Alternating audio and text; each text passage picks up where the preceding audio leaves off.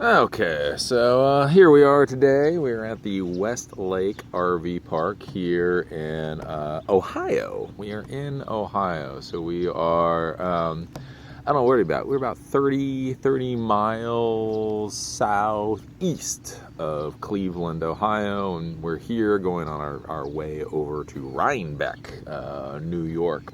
And so earlier today, I was doing the whole Silicon Trailer thing. So as you guys may or may not know, I do Silicon Trailer, where when I go to these places in my little travel trailer, if I'm here for a length of time, I will meet with viewers and talk to you guys about whatever issues that you guys are having.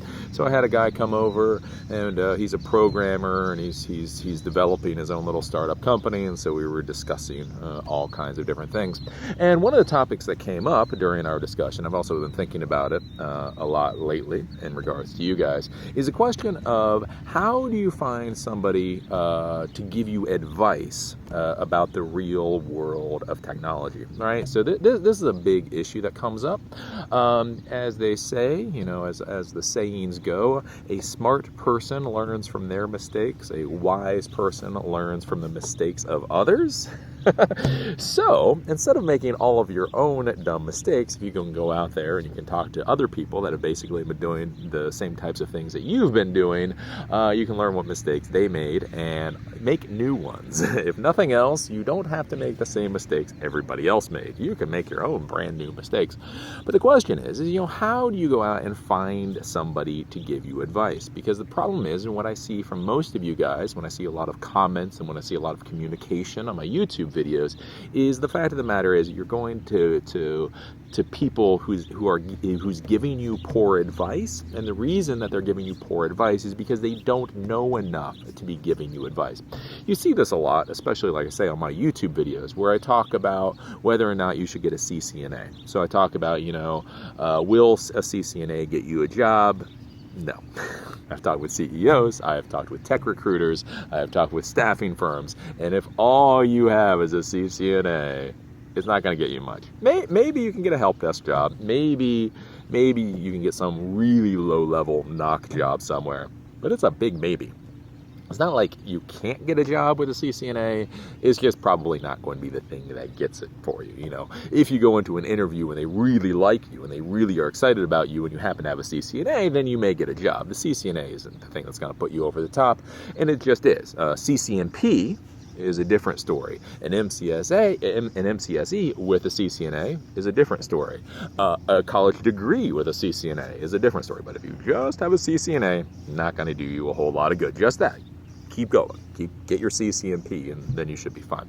But I get a lot of pushback about when I talk about this kind of things. And one of the things that's so funny is so many of the people that are pushing back really don't have any place to be saying much of anything at all, because even in their comments they'll be like, yeah man, well, I'm going for my CCNA right now, I'm about to test for my CCNA next week, and I think this guy is full of crap. Or I just got my CCNA and I don't believe this, right? And the issue is the people that are saying this, these aren't people with 10 years experience in the tech field that then went back to get their CCNA so that they could get a raise. These aren't employers in the tech field who are saying, if only I could find a CCNA, then my business would really succeed, right? These are people, it's magical thinking, it's wishful thinking, it's people that really haven't been in the field, that don't know a lot about the field. They've been told something by somebody, and they're simply repeating that, not from their own personal experience, but because they've been told. And what a lot of these poor folks don't understand is they've been told a lot of horse crap, right? Because those college advisors, those certification training advisors, all those people, right? They want you to sign a check. Their goal is to get you to sign a check so that they can get their commission and their school can get paid. Really care whether or not you're successful. So you get a lot of these people, they've been told a lot of crap. They've been told a lot of things. They don't really understand what is going on. And so the problem is you start talking with those people and they will give you advice, but they will give you really, really, really bad advice. And so you get issues. So you go out there and you talk with people of your own peer group. If you're in college, talking to other people who are in college, these aren't the people that you want to talk to. The people that you want to talk to are the ones that actually have have experience, that actually have decision-making ability. Again, like when I'm talking to you guys, saying when I talked with CEOs, when I've talked with recruiters, when I've talked with staffing companies, I have asked them these questions specifically, and they've said, are you stupid? I'm like, no, it's not my question, it's their question, right? And so the issue that you run into with a lot of people is people that are trying to get ahead in the world, how to try to get further. One of the issues that you run into is that they talk within their own peer group. They talk with the people that are of the same level as them. And so the problem is when you're talking with people that are the same level as you, they don't actually know any more than you do. They know the same amount you do. They're just trying to make themselves look more important. Well, what I think is, who cares? Do you write a check? Can you actually hire somebody? Are you a decision maker? No. So one of the problems that people do is they talk with their own peers, and that's just a recipe for disaster many times because they don't actually know any more than you. They may sound more confident than you. They put out their chest and be like, I know these things, but they're your same level. So you look at them and go, who have you hired? Well, that's not the point. The point is, right? The next issue you run into is that you go and you talk with smart people that just don't happen to have any experience in what you're trying to do. As I've talked about on here, like I say, my father is a PhD industrial safety engineer, really smart guy. I've picked up his books, and I can categorically state I have no idea what the hell he does. I remember one time when I looked at his books, I was just like, I don't even get it. It's not even Greek. It's like alien, right? Really smart guy. But I don't really go to him for any advice as far as technology or computers, even though he's an industrial engineer. He was working on robotics back in the 80s. He was working on computers back in the 80s. But what he dealt with has nothing to do with what I do, right? He dealt with robotics and embedded systems and virtualization, like virtual reality and all that kind of stuff when only the government could afford it. But that doesn't have anything to do with the stuff that I deal with, right? Raspberry Pis or, Internet of Things. It seems like it should, but it doesn't. And even though he was very successful, he's very successful in the government, right? So, he did his whole career in the government. So again, very smart guy, made his money, did well, but I'm not going to go talk to him about entrepreneurship just because you don't talk to somebody who spent 30 years in the government about entrepreneurship, no matter how smart they are, right? And that's one of the issues that we run into in life is so many people, they know they need advice. They know they need advice. So what they do is they go to the people they know, and they go to the people that they know are smart, and they go and they ask those people for advice. And if you go and you ask my father for advice, he'll say the same crap everybody says. Just because he's smart doesn't mean he knows more about this field. Computer security. I've heard good things about computer security, right? And so if you listen to him, you go off and try to learn how to be a penetration tester and starve to death, because that's not actually valuable. Like you have to find people that are smart and know the topics within your specific area. Simply having a PhD, simply having made $1 million, simply having done these things, those are nice things. But if they're off here in left field compared to what you're doing, they're not actually any smarter. They're not actually any more useful than if you just talk to some idiot off the street. So it's very important that you understand this when you go out and look for advice. As with almost anything in business, it's not about the quantity. It's not about how many people you've talked to. It's about how much good information that you have received. And so this is something that you really need to be thinking about. So when you go out there and you're going to be trying to look for advice, you need to go out and you need to look for advice. There's this whole idea that people have about self-reliance, that we can all do it on our own, right? I built this on my own. That's not how it works in the real world. You cannot build anything completely and utterly on your own. Even my little YouTube channel here, even the things that I talk to you about, there are a lot of people I know behind the scenes. Whether or not they edit a video, whether or not they shoot footage for me, doesn't really matter. They're there behind the scenes helping me figure out these concepts. I can call Tony, I can call Ron, I can call Ed, I can call people at Accelerators, and even though they don't directly input to this final product, they do have a lot of impact on the things that I talk about, and therefore the the way that I make money. And so the important thing to understand is that you need to go out there and you need to find advisors. You need to find people that will talk to you about what they have gone through so that you understand what is going on and you can see things from different viewpoints. Again, one of the problems you run into in the technology world especially is we get in what's called the echo chamber. We get into our own little environment. Everybody in the environment says the exact same thing, and therefore we get reinforcement that is wrong, right? So like your echo chamber, if you're a high schooler right now, right? Let's say you're a high schooler and you're going to go out and you're going to learn your A+. You're going to get your A+. Hey, fine. If you're in high school, fine, get your A+. If you're out of high school, don't bother with it. Let's say you're in high school and you get your A+, right? So you go out and you get your A+. Same for your A+, and the only people around you are your friends, right? So your friends are your peer group, and they're like, wow, you're going out and getting an A+, that's cool, right? And to another 15-year-old, getting an A+ is cool. And then you go to your mom and your dad, your parents, and your loved ones, and they go, wow, my son or my son or my daughter so smart, they're getting their A+. This is going to be great for you. You're going to be able to make so much money off the A+, right? But these people don't know what the hell they're talking about. An A+ is worthless. It's worthless. Again, it's cute. Put it on your college resume or whatever, your resume when you're trying to get to college. It doesn't really matter in the real world. But you get all these people reinforcing the idea that it's valuable. And then what happens is you have 10 people reinforcing the idea that this stupid thing that you're doing is actually worth something. And then when you go out into the world, you then think it's valuable because you have been validated by all these different people. And you don't realize, no, that's a really, really dumb idea.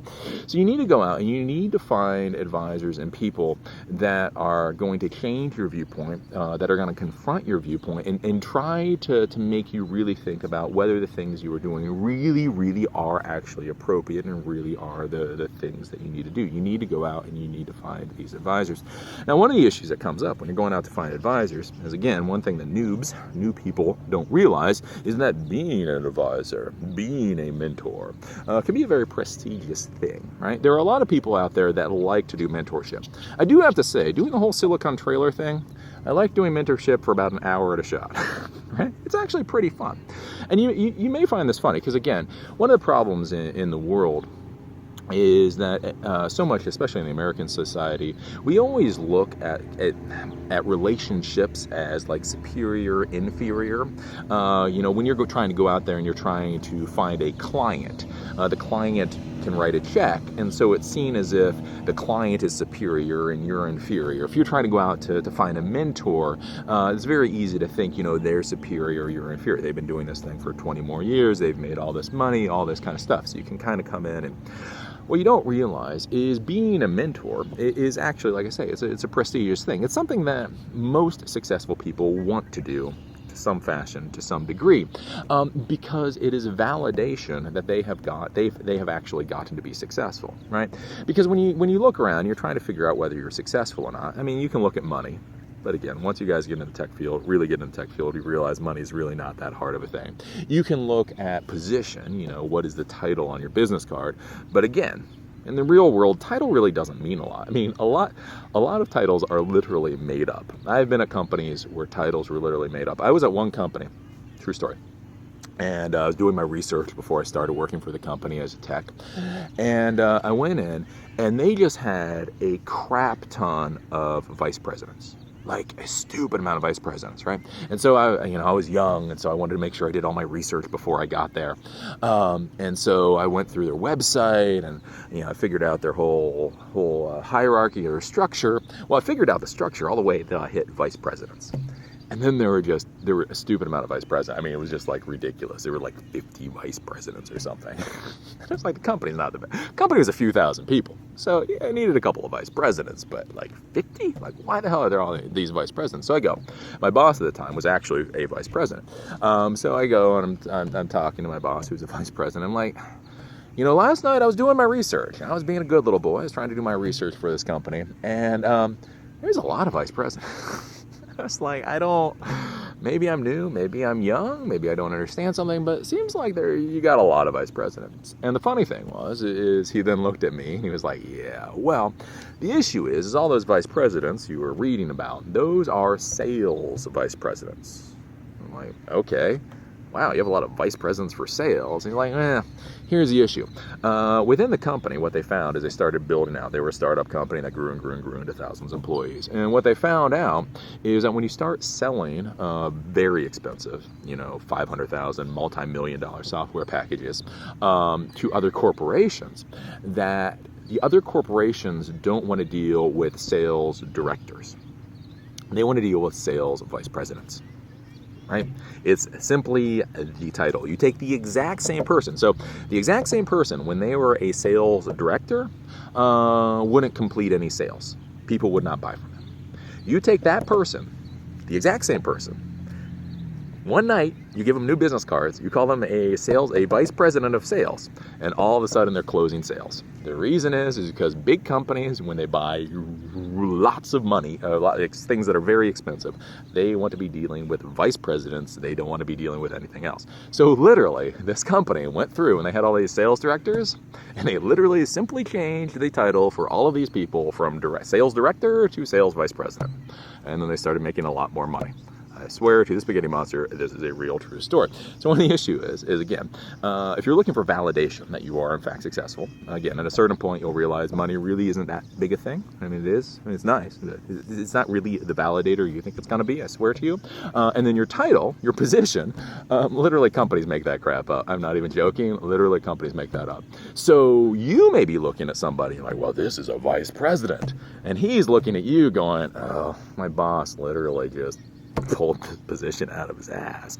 And so when you get to a certain level in professionalism, you're looking to validate that you are in fact successful. You're looking to validate that you really are a professional. And so the best way to validate that you are a professional is if people come to you for advice, right? Is there really any better validator that you are successful than when people come to you and specifically ask you for mentorship and advice and all those kinds of things?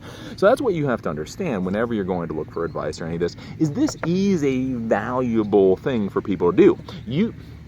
You think it's a one-way, it's like a one-way street, like you gain information and that's it. They are just being charitable, they're just being nice to you and you gain information, when in reality it's a two-way street.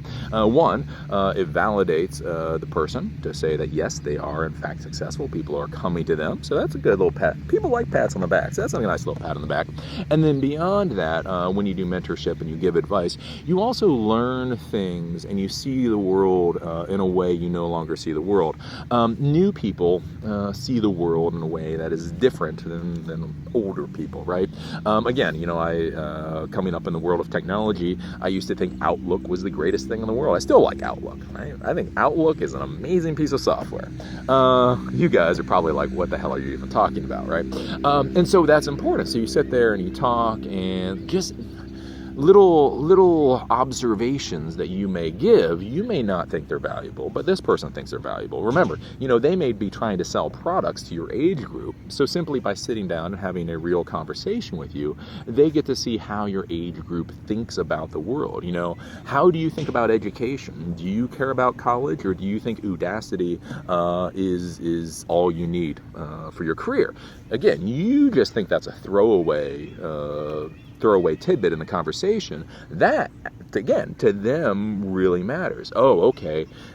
Do millennials or do people out of your age group need classroom instruction anymore, or can you simply create videos for them and they'll be able to learn from that? Stuff like that is very valuable. So the first thing you have to understand when you go out to do mentorship is it is valuable to the other side. Don't see this as completely like you are taking from them and they are simply giving to you and you should bow down to them. You should give them respect and all that. They are older and more, wiser than you, but there is more of a two-way street here. Now, why I'm bringing this up is because you also have to understand, right, in all things that are valuable, and all things that they're valuable, there are con artists, there are scammers, and there are sons of bitches that just need to be beat in the head with a baseball bat every once in a while, right?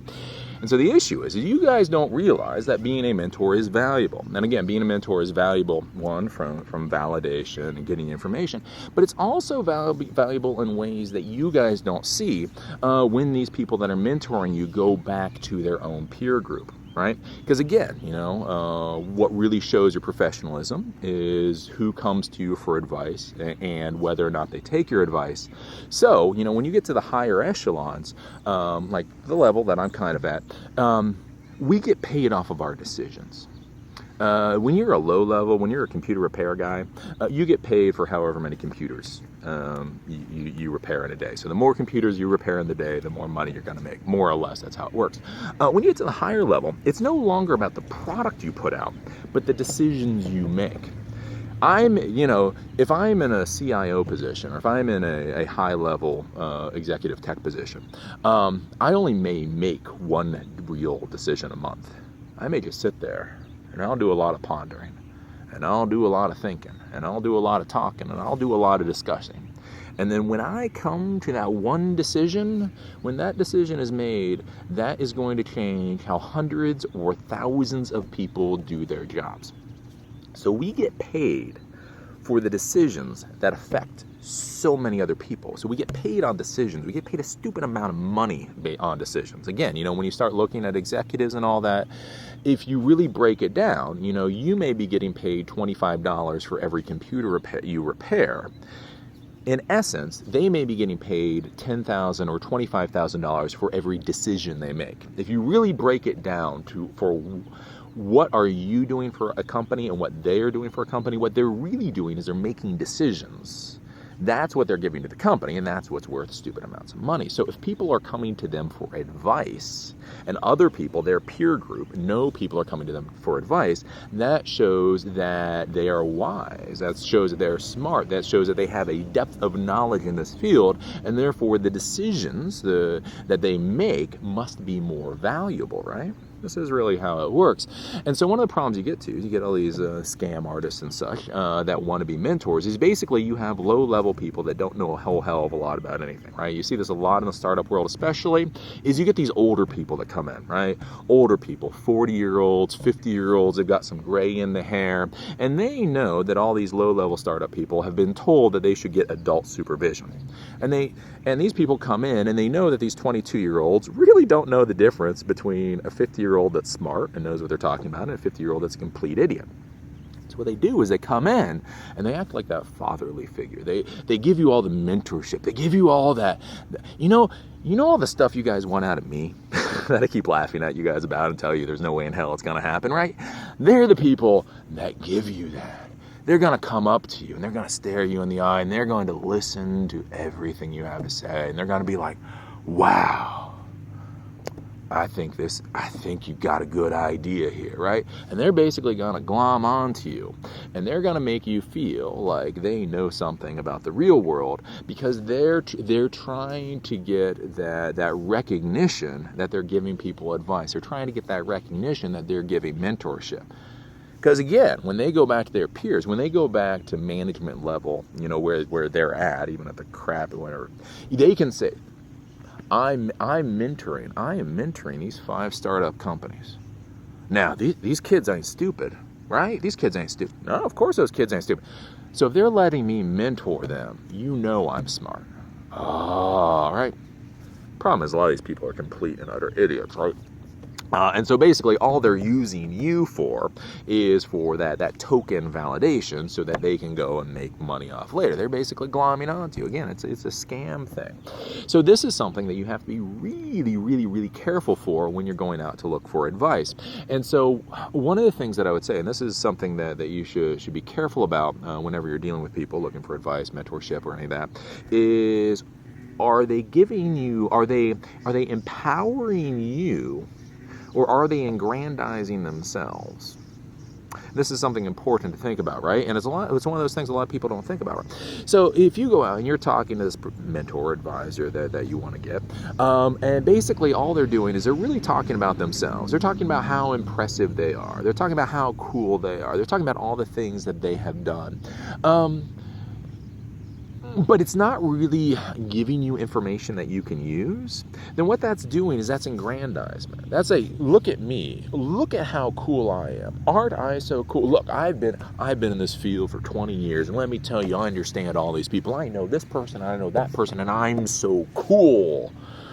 And that's fine for like 20 minutes. But the issue is that is putting all the emphasis on them. That's putting all the focus on them, so that it makes, oh, I need to be impressed by this person. But the question you have to ask yourself is, are they actually empowering you? They say that they know all of these people. Are they giving you phone numbers? Right? If you come to me, I'm not going to give you 2 hours. I'm not going to give you 5 hours. Like I say, you come to my Silicon trailer thing. If I like you, the guy that was here this morning was 2 hours, and then it was cut off. And, if you're good enough, it's like an hour or so. But, we'll talk, and then I will give you very specific things. Like, the guy that came, he does like a consulting company. It was like, go talk to Marlon. Right? And this is an important thing to think about, right? So like when you're talking with them, like with that, are they simply saying, look at all the money I made. When I was doing these projects, I made so much money. It was so easy to make money. And that's all they talk about. Or do they say, made all this money, did all this project, the financing company I used Marlon. And again, for any of you guys, Marlon was a good company. I use Marlon. It's Marlon Leasing. Go do a Google search. It's one with a fucking fish. Go take a look at them. If you like the stuff that they have written about, call them up. Tell them I told you to call them. See if they remember me. Say I used to use them back in the day, and go from there. Right? That is empowerment. That is something that you can use. And so that's one of the things that you have to be thinking about when you're going for advice or mentorship. Is the person giving you actionable things that you can use, or is it just simply a whole, everybody pats each other on the back and aren't we cool? You're cool and I'm cool and we're all cool. I don't make any money off of being cool. I don't make any money off of being nice. I don't make any money off of patting anybody on the back. You know what I'm saying? Patting people on the back doesn't push product out the door. It doesn't. What pushes product out the door is, here are the 3 steps you can take. Now go do it. Spend this week doing it, and then come back when you've actually accomplished those things, right? And that's one thing a lot of people don't understand. Again, like I say, and I see this with a lot of the viewers. You're like, you're mean, or you're not nice enough, and it's like, you don't want a mentor who's too nice. You don't want an advisor who's too nice. If you have a mentor and advisor that can spend all the time in the world with you, the question you have to be asking is, why the hell can they spend all the time in the world with you, right? Because if you're actually successful, if you're actually doing something in life, don't you want to be doing something more than spending all of your time? You know what I'm saying? It's one of those things that you really need to be thinking about. So those are some of the things to think about. So stay away from your peer group. Again, nothing against your peer group. I'm sure they're really smart, but if you all basically have the same amount of knowledge, right? If they're not writing checks, if they're not being decision makers, if they're not doing those things, then why the hell are you? I don't care what your opinion is. If you don't write a check, if you don't sign contracts, it doesn't matter what your opinion is, because you don't do anything, right?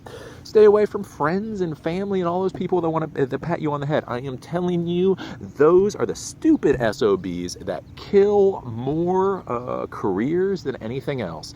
Pats on the head are like karate chops, right? Just stay away from them, right? Because that's the problem. As you go out, you're going to get your A+, you're going to get your CCNA. And again, your parents, these are smart people. These may be successful people, but they're not in your field. So they go, wow, yeah, I've heard this networking thing is big. Oh yeah, everybody needs the internet, right? Internet is huge. So if you're part of the internet, you gotta be making money. Get your CCNA, you'll be successful. And then you go out there and like a couple years later, like, why don't I have a job? Like, well, because if you had talked to anybody that knows anything about the field, they would have told you CCNP will get you a job. CCNA is not going to do much, right? So stay away from those people. That echo chamber that's going to pat you on the head. And then be careful. Be careful, like I say, with these charlatans, these scammers and all that. Because again, you guys don't realize, I mean, I go to so many things and I see so many of these asshats out there.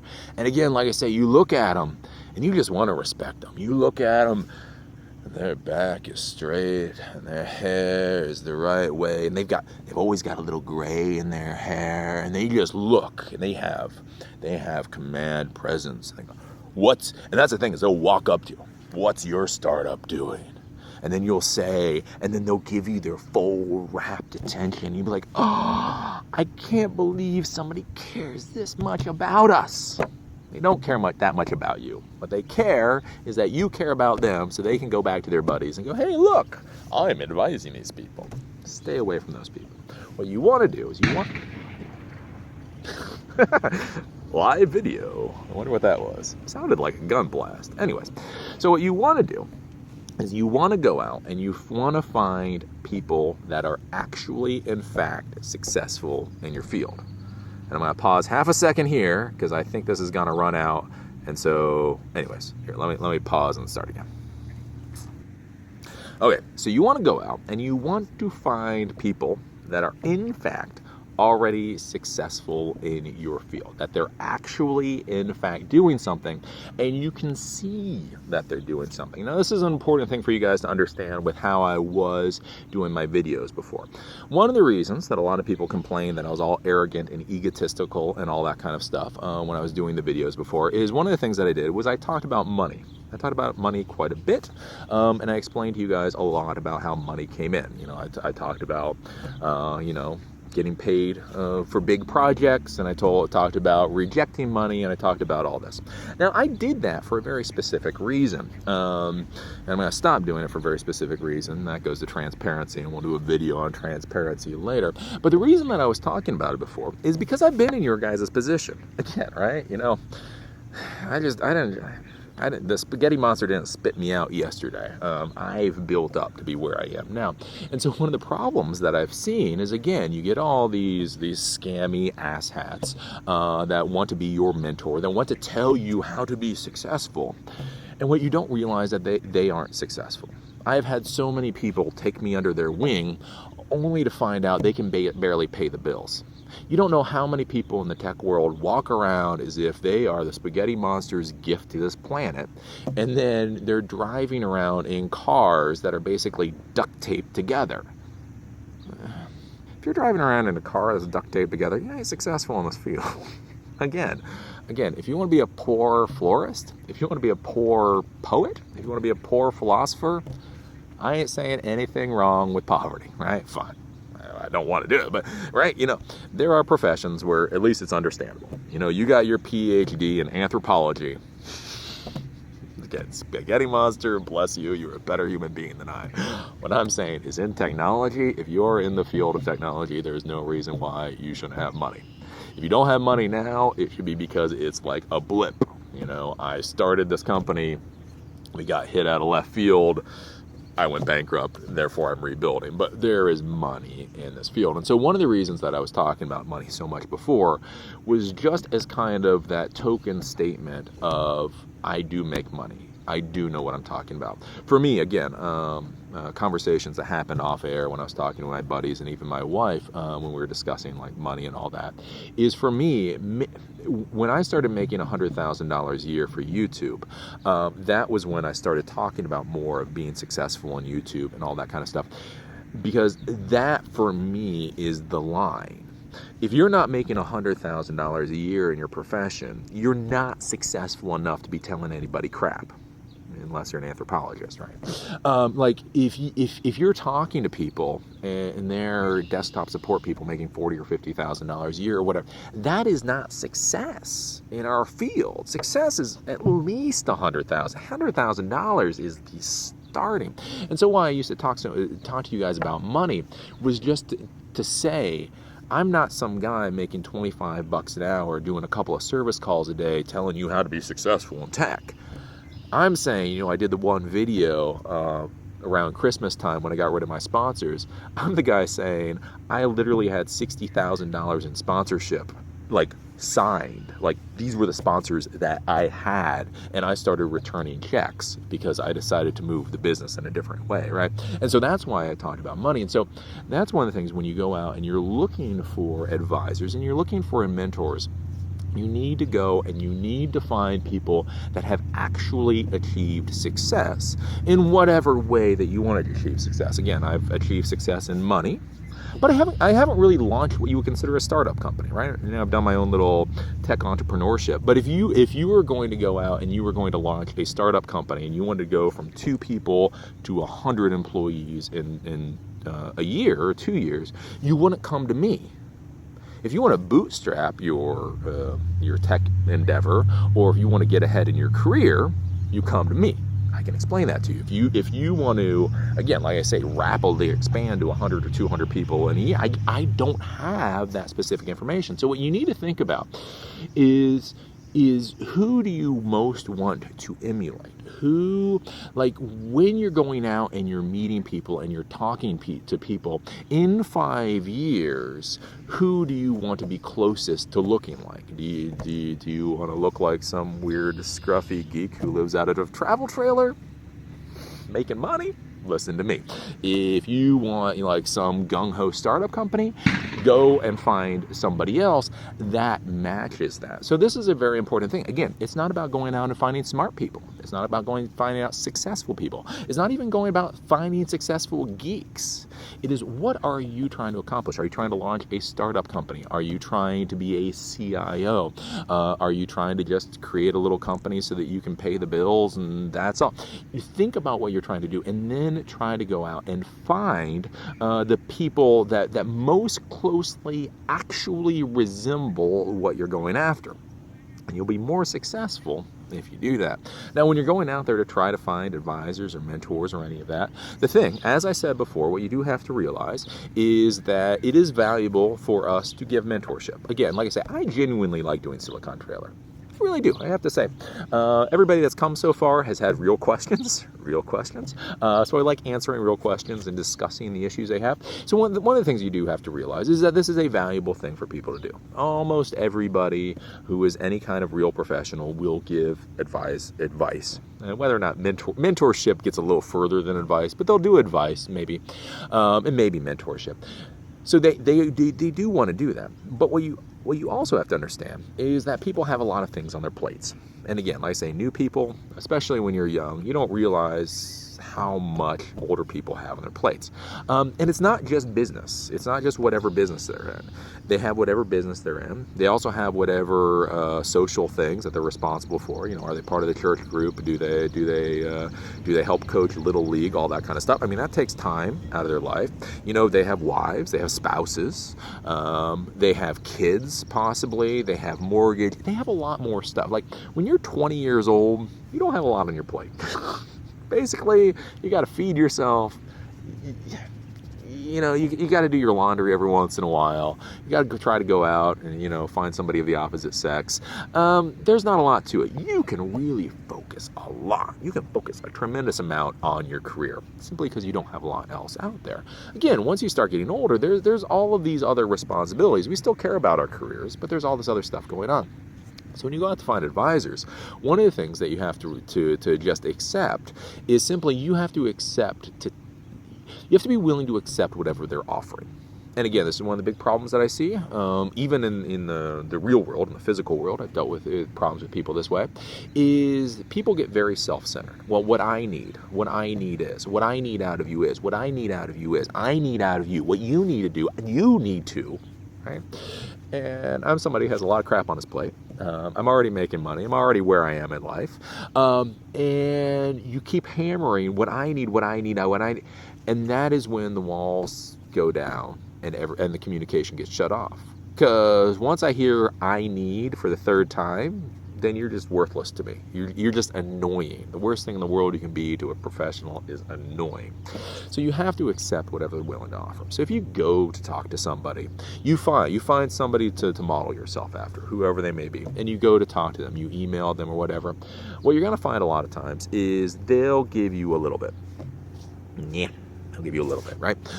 So if you email them, they may email you back with a paragraph of information. If you ask to do like an informational interview, you can say, hey, I was wondering if I could sit down and have a cup of coffee with you.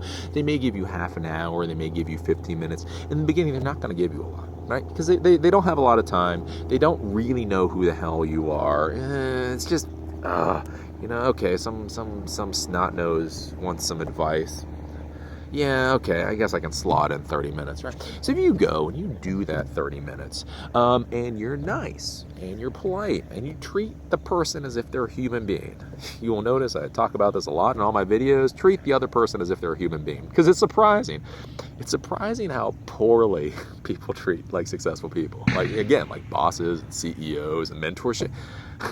They get treated like crap a tremendous amount of time. Like, so just go there, right? And then at the end, so you're wrapping up, your 30 minutes or whatever. At the end of it, if they're not willing to give you more advice, you're like, I don't suppose, could I take the advice that you're giving me, and in a month when I have results, can I come back and talk with you? They may or may not say yes. So the first thing is, whatever advice they give you, come up with a plan to actually use that advice, and then try to get back to talking with them by implementing what they've told you to do. So if they say, what you really need to do is you need to go out and you need to print up flyers and you need to pound the pavement. So if you were coming to me and you said, I'm going to do a computer repair business, and I give you half an hour, and I say, honestly, what you really need to do is, I need to go out there, you need to print out flyers, and you need to pound the pavement. When you're coming to the end of this, you're like, if I go out there and I do these things that you're saying, can I meet with you in like a month or so? And the person right then and there may say yes or no. Like, maybe I have time, maybe I don't. If they seem like they're probably not going to give you the time, they're like, they're not really interested, you could say, do you know anybody else that might be willing to advise me when I do this? It's opening it up, and the person may know. So let's say this person is, pretty big, doesn't have enough time, doesn't have enough energy to deal with you. They may be like, you know what, I do know a guy. I know a guy or girl, I know a person, they have this small tech company. They're doing kind of sort of the stuff that you're doing. Let me give them a call. Let me see if you can talk with them, right? So that opens it up. So you take the advice, you ask them, can you keep communication? And if you can't, either way, do you have anybody else to talk to? And you can use that to try to grow the people that you can discuss things with. Because you don't need one mentor necessarily. Again, one of the reasons I get kind of pissy with you guys act like I'm somehow going to save you guys. Like, if I go talk to you, if Eli the computer guy is my mentor, success will ensue. It's like, no, not really. Come talk to me for 2 hours. I'll give you what's off the top of my head. And then go talk to somebody else for 2 hours. Go talk to somebody else for 2 hours. Go talk to somebody. You talk with a whole bunch of different people for 40 hours in total. That will give you a lot of good things. One person individual. So you go out and you try to talk to all these different people. All right, so that's when you're closing out the little thing, is that's what you do. Then what you also do, so you take the advice that you were given, right? So you're going to ask for advice. One of the biggest pains in the asses that I see is people go and to ask for advice. I want a mentor. And then you give them the advice. And again, you guys know my advice. Go pound the pavement. Print up flyers, pound the pavement. You got the Eli the Computer Guy mentorship program right there, right? Here's the biggest thing, right? People go and ask for advice, and then they don't do any of the advice you give them. You sit there, you give them an hour, or you give them half an hour, you give them an hour, you give them 2 hours. You listen to the person, you listen to this little noob talk about whatever it is they're trying to do. You give them your honest advice. As a professional doing this stuff for however many years, is my honest advice. And then the people don't do anything that you do. And if you don't do anything that I do, or anything that I offer, like if I give you advice, I spend 2 hours with you, you don't do any of it, don't even try it, I'm never going to advise you again. Because obviously, it's not even an insult, but obviously the advice I gave you was worthless. I spent an hour with you of my time, I gave you advice, and you didn't use any of it. So obviously, I don't have the information you need. So if you really want to keep the relationship up, if you want to really be able to create a relationship, what you want to do is you want to actually use the advice and then come back, let's say a month from when you talked with a person, and tell them what your results are. You can send an email. Hey, just want to tell you, I really did appreciate last month, you giving me that time. You told me to go out there. You told me to print those flyers at Kinko's and go knock on doors. I want to tell you that did really well for me. I went out there and I knocked on doors for about 30 hours. I handed out a couple hundred flyers, and these were my results. And so at that point, like if you say, these are my results and it worked out very well, it's like, this worked out really well. Do you know anything else I can do? Or, I went out and I handed out the flyers. I took your advice, I handed out the flyers, but I have to tell you, after 30 hours, I handed out like 300 flyers, and I haven't gotten a single response. What do I do? Right? So if you come back to me with either of those questions, that's something I can feel good about. Hey, took my advice, and the results were or weren't what they were supposed to be. And then I can be like, okay, well, here's maybe what you want to do. And then we can go from there. You know what? Why don't we set up a meeting for next week? We'll meet for another half an hour. Bring your flyers with you. I want to see what your flyers look like. And then maybe that's it. You bring your flyers, and it looks like a frickin' encyclopedia, because that's what all you guys do. And you're like, oh, see, here's your problem, right? See these flyers you did? It looks like an encyclopedia. You put way too much information on this. If you put too much information on these flyers, people kind of ignore it and it just gets thrown. What you need to do, strip out all of this and just, put like one topic per little page, put some fancy graphics. That really is a better way to go. Sorry I didn't explain that to you more the first time, and then you take that and you take the advice and you go, right, because you're actually using the advice. And again, whenever you're talking to the person, hey, do you know anybody else that I know could talk to? I know you did this flyer thing like, a couple years ago. Maybe I can talk to somebody else who's doing these flyer things now, and you can go from there. It's actually a communication. It is a back and a forth. And that's a big thing to think about, because again, people think that simply by sitting down and talking to people, or simply by getting business cards, that's somehow going to be successful. If you sit down and you talk with me, again, somehow wonderful things will simply happen afterwards. And it's not. It has to be communication. I give you advice. You go and you test out the advice, and then you come back with a response. This advice did work. This advice didn't work, and you go back and forth that way. These are some of the things that you have to be thinking about when you're going to go out there to try to get mentorship, to try to get advice. And it really is. It's the type of thing that I see far too many people. It seems simple, but they just really don't do. And then the other thing too, like I say, is you need to, whenever you're talking with people, is always ask them for who else might talk to. Hey, this has been a really great meeting today. Do you know anybody else I could talk to about this? And that allows you to expand all these different people and may allow you to find a better advisor, a better mentor. The other thing to realize whenever you're going out to find advisors or mentors or any of that kind of stuff is that it does physically take time. Again, one of the big problems in the tech world, I always talk about, I hate Facebook for any number of reasons, and one of the reasons I hate Facebook is because they grew so quickly. They were just like right before they were successful. And so unfortunately, everybody has this idea of like Facebook time, like everything needs to be fast. Like startup world is quick. When in reality, it's not necessarily that quick.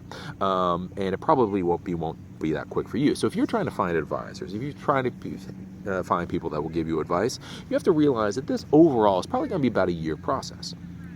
It's not going to be a day process, not going to be a week process, not even going to be a month process. To really go out and get all the advice that you need, this is a year-long process of just slowly going through and collecting names and calling back. Because again, like, if you're going to call, let's say I was back in Baltimore and you were going to call me or you're going to email me. If you send me an email, I almost respond to I don't respond to any emails on the first day, unless they're what I consider important. So if you called me to ask for advice, or you email me to ask for advice, I probably wouldn't even respond to you for a week. It's nothing against you. It's just I have to figure out if I have time. Because if I'm going to communicate with you, I have to figure out, do I have time? Do I actually care who this person is? All this kind of stuff. And I don't want to respond to your email before I know how I want to respond, right? I'm not just going to say, hey, thanks for the email. I'm going to be like, yeah, thanks for the email. I do have time on these days. Can you meet? Or I'm going to be like, thanks for the email. I don't have any time at all. I have to think about it. So it's going to be about a week. And then from that week, then it's probably going to be another week before we even meet. So if you send me an email, even if things are going swimmingly, even if I'm like, wow, these people are cool, it's probably going to be about 2 weeks before we even meet. Then when we do meet, again, like I said, we're going to talk for half an hour, I'm going to give you the advice, and then you're going to need to go out and you're going to need to actually put that advice into the real world. At least test it out. Even if it fails, if I give you an hour or two of advice, again, if you contact me back and you haven't done anything I've said, then the conversation is over, right? And it's not a bad thing. It's not that I dislike you. It's not any of that. It's just if I give you an hour or whatever of advice and you don't use any of the advice I give, obviously I don't have anything to tell you. I gave you an hour's worth of advice.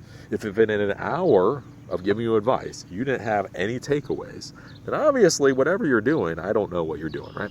So you need to go out and you need to actually try to implement. Again, that's going to be another month. So even to the point that we're warming up, that I'm actually starting to like you a little bit, if it goes well, again, even now we're at the 1.5 month mark, maybe even the 2 month mark. And that's just how it goes. So that's one of the things you really have to think about with this, is that, it just takes time for all this stuff to happen. Now, one of the things that can kind of speed up the process is you really should go out and you should try to find people that you have connections with that may be able to help you out. So I was talking with the guy that came over today for Silicon Trailer. He's trying to do a startup. I won't talk about it, Batcave rules on a startup. But, we're talking about, trying to, startup and money and all that kind of things. And so one of the things I told him is like, listen, I don't know anything about Cleveland.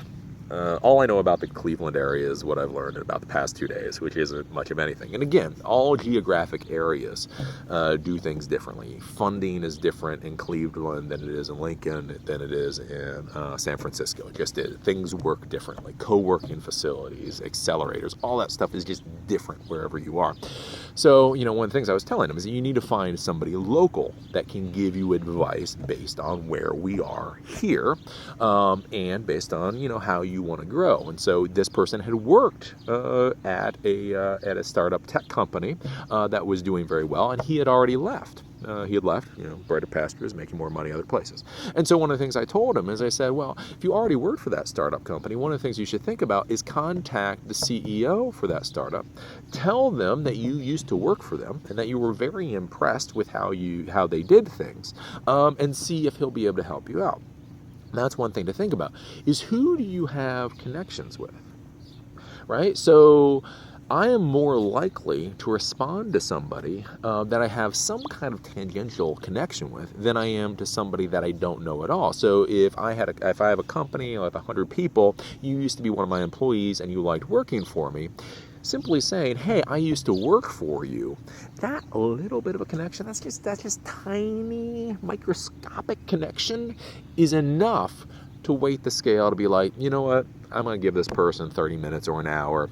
Hey, they used to work for the company. They're going out there. They're telling people that this is a great company. The least I can do, they're trying to start their own startup company. The least I can do is give them 30 minutes or an hour. So you go out there and you try to find the people that you have some connection to, universities, colleges. Again, that's a big thing to understand with the startup scene. If you have meetups, is you go out and you meet people there. And the people that you meet there, they may not be the level where you would want to get advice from, but they may be able to get you to the next level. You go out to a JavaScript programming meetup, you're talking with people and they say, oh yeah, I'm working for this startup company, Team Gantt. I think they use a lot of JavaScript. I'm working for this company, Team Gantt. We're doing this whole, web-based Gantt charts. Yeah, we're really big into it's all JavaScript. It's kind of cool. It's all JavaScript. And you go, really? Wow. That's pretty cool. And you get to know this person. Maybe this person is just an employee. And then what you can do is you can then email the CEO of the startup. And you can say, hey, I spent about 2 hours at the JavaScript meetup the other night talking with your guy that was saying you guys are doing some really great stuff with Java, JavaScript and Gantt charts and all that. I was wondering if I can have a couple minutes of your time. That's a little bit of a connection. And that's really like the difference between getting a call back or an email back or getting a meeting and it's not huge. It's not massive. It's just small connections. You sit there and you look at it and you go, hey, this guy spent an hour or two talking to my employee, learned enough about my company to know that I'm the CEO and that he should contact me. You know what the hell? I'll give him 30 minutes or an hour. So that's one of those things that you want to be thinking about. How do you create those little connections? So that's about think that's about all I have to say with getting advice and mentorship and all that kind of stuff. Again, it's really not as hard as you may think it is. The reason it is hard is because you're going at it ass backwards. And I know you're going at it ass backwards because everybody goes at it ass backwards, right? The big thing, like I say, when you're going out there to look for advice, it's not rocket science, it's not anything.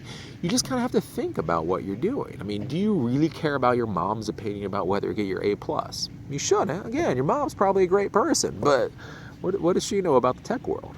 Unless she happens to be a CIO of a major tech company, you know what I'm saying? Or your dad, right? You know, your stay-at-home dad, what does he know about the tech world? Like I say, my father is really smart. I don't ask him any questions on any of this stuff because who cares, right? You know, if I was going to create some robotic killing machine, I'd definitely ask his advice. You know? Cloud-based infrastructure, no, right? And then the other thing, like I say, is just really understand that there's a lot of people out there. Again, like when you're so new to this profession, you don't realize people will scam you over just about anything. Again, what is it from that one movie a long time ago? It's not whether or not you're paranoid. It's whether or not you're paranoid enough. That really should be your mantra. I am telling you. You guys all think, yeah, oh, you just look at the world in such a horrible way. And it's like, yes, because I have been screwed 9 ways from Sunday. I have made money in a lot of different ways, and I have been screwed in a lot of different ways. Again, you just sit there, and you have these people that are giving you such horrible advice. And yeah, they're doing it all for their own little weird motivations. And that's the big thing to realize is it's just people do things for weird ways. So again, that's one of the lessons too in life, just in life and general business and all that in general. If things are too easy, ask why they're too easy. Again, if you're going and you're dealing with somebody and they seem like they should be important. They seem like they're important. They seem like they're impressive. They seem like they have all this stuff going for them. And then they're giving you a lot of time and a lot of attention, and they're making you feel very, very, very special. You have to honestly ask yourself, do you really believe you have the next Facebook? Again, you may have the next Facebook, and maybe they're giving you all that attention because they honestly believe it's the next Facebook. But you probably don't, right? You probably do not have the next Facebook. So if they're giving you all of that stuff you want, and I see it, and that's what you have to be careful about with manipulation. One of the reasons I'm so caustic with you guys sometimes is caustic. Caustic is a good word. The reason I'm so caustic with you guys sometimes is because I am endeavoring with every single video to break the concept that I'm your friend. I went there, I'm doing a miserable job, no matter how much I insult you people, obviously. But I want you guys to know, I do not know you. I do not care if you get hit by a bus. I don't care about any of that kind of stuff. You are great people because you listen to me, and by listening to me, I get to pay the bills, and it's a wonderful thing, right?